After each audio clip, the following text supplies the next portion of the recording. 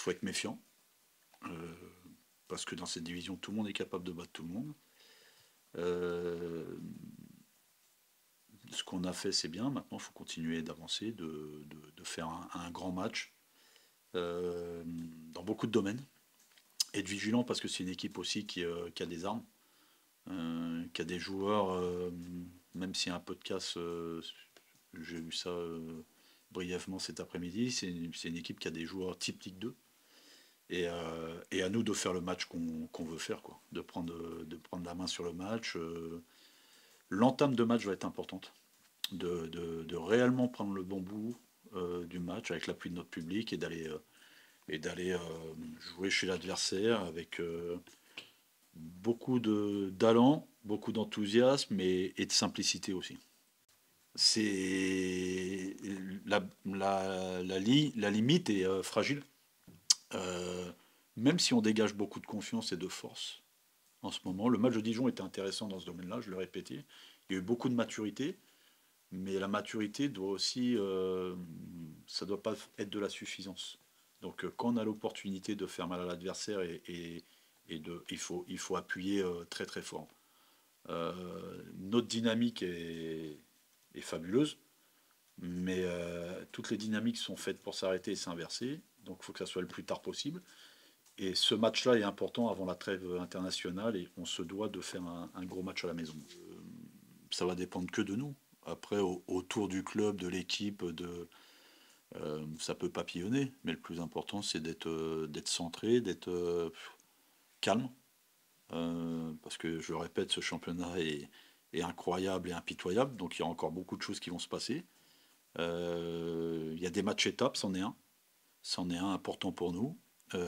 C'est un match où on doit continuer d'affirmer notre progression, tant sur le plan individuel que collectif. Euh, Franchement, le contenu du match va m'importer beaucoup.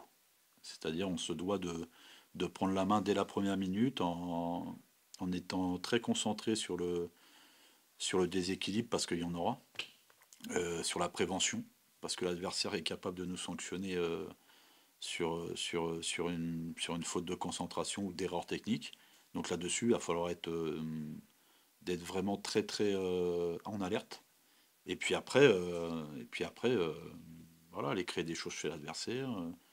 Je le répète, notre public est top et doit nous permettre aussi de jouer avec beaucoup d'enthousiasme et de cœur. En tout cas, c'est une première euh, étape de 9 matchs. Il y en aura une autre étape de 6 matchs, plus la coupe. Et après, il y aura une coupure de 47 jours sans compétition. Donc, bien finir cette première page, on va dire. Euh, et si on a le mérite de faire le résultat qu'on attend de nous, on aura 15 jours pour bien se régénérer, euh, combattre le relâchement, parce que c'est le pire pour le haut niveau, pour un footballeur, et puis être prêt pour les 6 prochaines bagarres, mais chaque chose en son temps. Là, le match de Nîmes doit nous permettre de valider ce qu'on a fait depuis un moment, qui est plutôt bien, et nous donner beaucoup de confiance et de force pour la suite. Le métier d'entraîneur, il est fait comme ça. On doit être toujours un coach, et je l'avais nommé comme ça, c'est un animal. Tous les sens sont en alerte. Il voit tout, il sent tout. Il y a des choses qu'on voit, qu'on fait semblant de ne pas voir, mais on le voit. Il y a des choses qu'on sent et il n'y a pas besoin de rajouter. Donc oui, notre métier, il est comme ça. C'est H24. Euh, Ça, on réfléchit. L'importance aussi d'avoir une famille à côté qui est tranquille. Mais non, mais après, c'est un métier fabuleux et fantastique. Mais oui, oui, on est toujours en alerte.